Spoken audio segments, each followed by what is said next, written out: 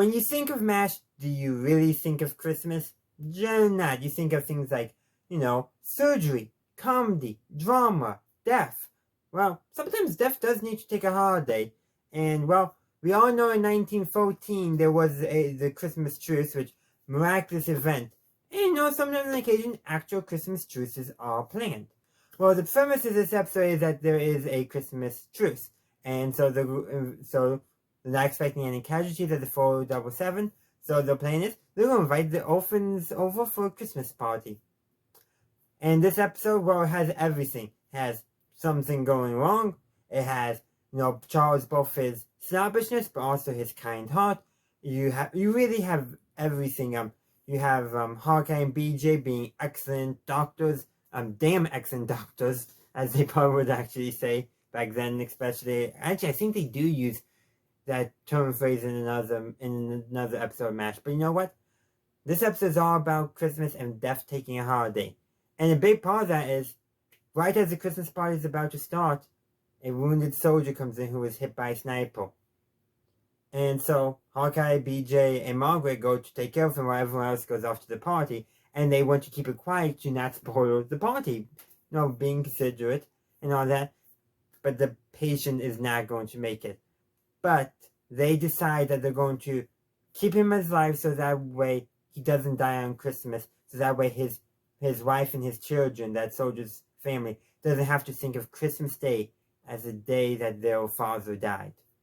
Very moving, and it actually builds off nicely from earlier in the episode where BJ is remembering a family tradition of his, until his father no longer could physically lift him up, will always lift BJ up to put the tree topper on. I believe he said star for their tree topper, and that this would have been the Christmas that this episode said during would have been the first one. He could have done it with his daughter Aaron, which unfortunately he can't because he's in Korea.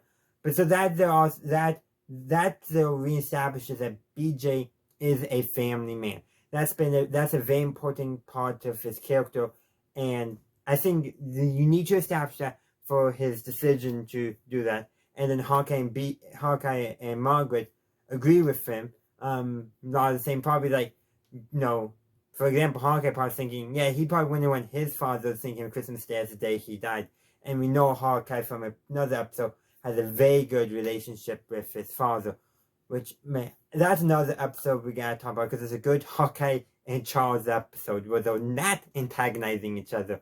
But that's not this episode, because they do throw some jabs at each other, though it's actually Klingo getting most of the jabs at Charles in this episode.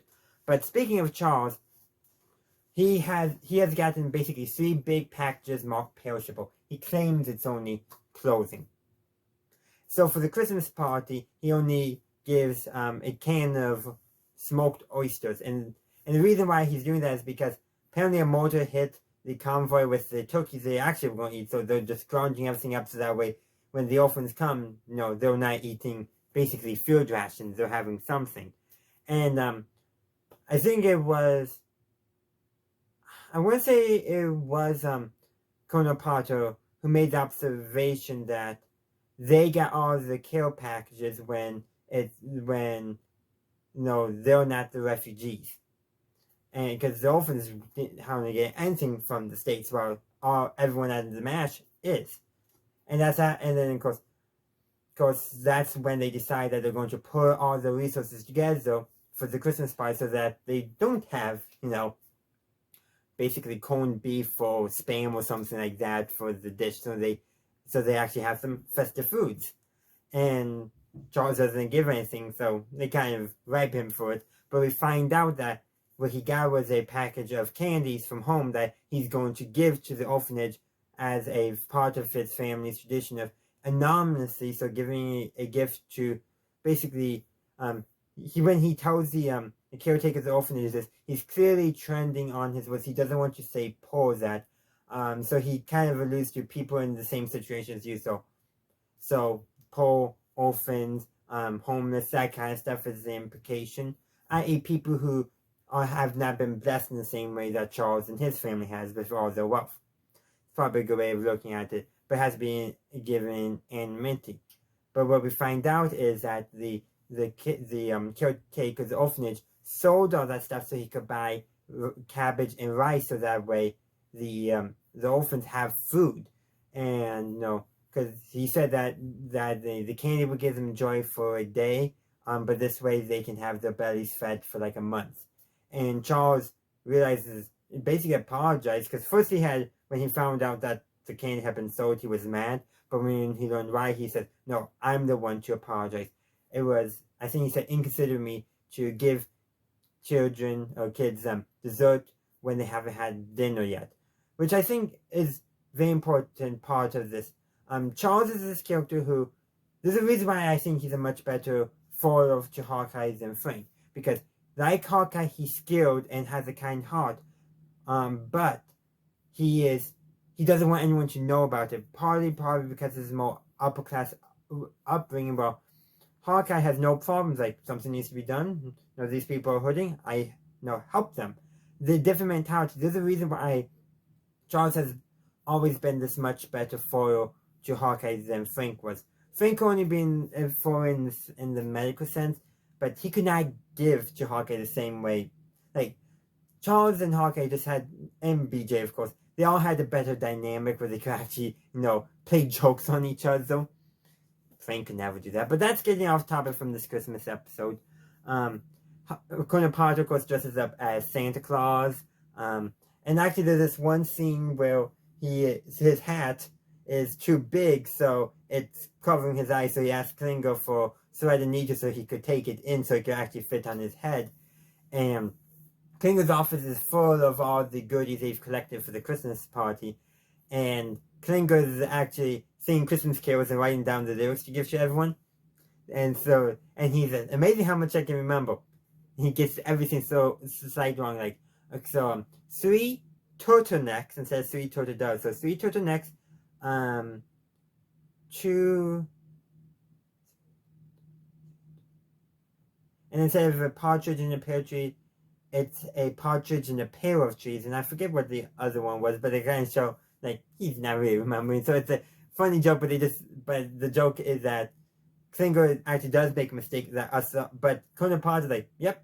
But he actually doesn't say to Klinger that he made a mistake. So in the traditional MASH fashion, it's a good joke.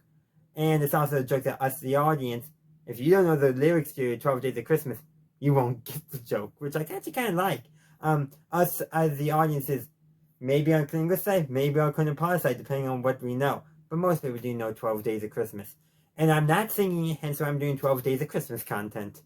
And lastly, let's go back to that soldier who's injured and that they're trying to keep alive so that way he doesn't die on Christmas. Unfortunately, they don't make it by 35 minutes. There's nothing else they can do. And so, Father McKay had gotten there by then so he could perform the last rites. And actually, him and BJ have a very good scene. Both essentially, basically showing that BJ's so desperate to save this soldier long enough so that way he doesn't die on Christmas that he's not fully thinking. Clearly not, like, almost like Father McKay has the important duty of performing last rites. For Catholics, that is a very important part, a very important rite that it's called the last rites for a reason. And kind of getting in the way of that, but he also is like, because he's not ready for that yet. He still thinks he can prolong it just long enough. In some ways, this nicely connects back to all the way back, I think in season 1, when Colonel Blake was still there, when Chopper was still there. Well, I'm pretty sure actually it was the episode, Sometimes You Hear the Bird, where Colonel Blake tells Hawkeye that there's 2 rules that he learned in command school. That 1, in war, young men die, and rule number 2 is that doctors can't change rule number 1. In this episode, it's kind of interesting. BJ, despite all his efforts, he cannot change that. He cannot prevent a young man from dying. But what he can do is try to prevent him from dying on Christmas. Sadly, like he said, don't make it, but Hawkeye gets up, walks over to the clock, and he just moves the minute hand about 40 minutes, so it's at 5 after midnight. And so Margaret does point out falsifying records, but Father McKay has this perfect, he has a perfect response to this, that Christmas should be thought of a day of birth, not a day of death, which fits nicely with the Christian tradition being Christmas is when Christians celebrate the birth of our Lord and Savior Jesus Christ. I am a Christian, so that's why I used that those tenses, because I do believe that. And that's that's not where the episode ends, but if they ended that episode there, it would have been excellent. But you know what? They made it even better. They made it that. So they're leaving post-op, and here comes Colonel Parker and one of the orphans, and they have 4 pieces of fudge from BJ's mother-in-law, one for each of them. And and it's like, and Colonel Parker says, "I've heard that you've been very good boys and girls," but he does a slight pause, like almost like he wants to say doctors or something like that, but he stops himself, probably because of the orphan just says boys and girls, same character as Santa Claus as well in that. And so they basically bring the fudge up like they're doing a cheer, like if they had like champagne or something. And that's it where the episode ends. But what's even better, snow's falling. And often all the other times I can think of we saw snow and MASH, they're using it to emphasize how cold it is. But here they're using it for a ending of a beautiful scene and a beautiful Christmas carol. I'm pretty sure, yeah, Silent Night is being sung during this. Why I said the ending and post-up would have been perfect, and that scene there would have been a very fitting ending for MASH. But MASH just knows how to really end an episode, and they really did. But a few other odds and ends I would like to comment on the episode before we finish. You have when the orphans arrive, the caretaker mentioned the scare of uniforms when they're not responding very well not responding. And so what Klingo does, he basically starts taking his uniform off. Basically, he's been trying to get out of this outfit ever since he got into his outfit, which is both making fun of making light of the situation. He's trying to get the orphans off by doing something hilarious in cold weather when he needs to stay warm. But it's also a lovely callback to how especially in the earlier seasons of MASH, how he's not wearing the army uniform, trying to do all he can to wear women's dresses or anything to convince them to send him home, that he's not fit to serve in the military. And so that's a nice little callback there. You also have him, Klinger, when he's showing the orphans around what food is. Like, he essentially insults what Charles provided, getting them to say bleh about the oysters, which is just hilarious.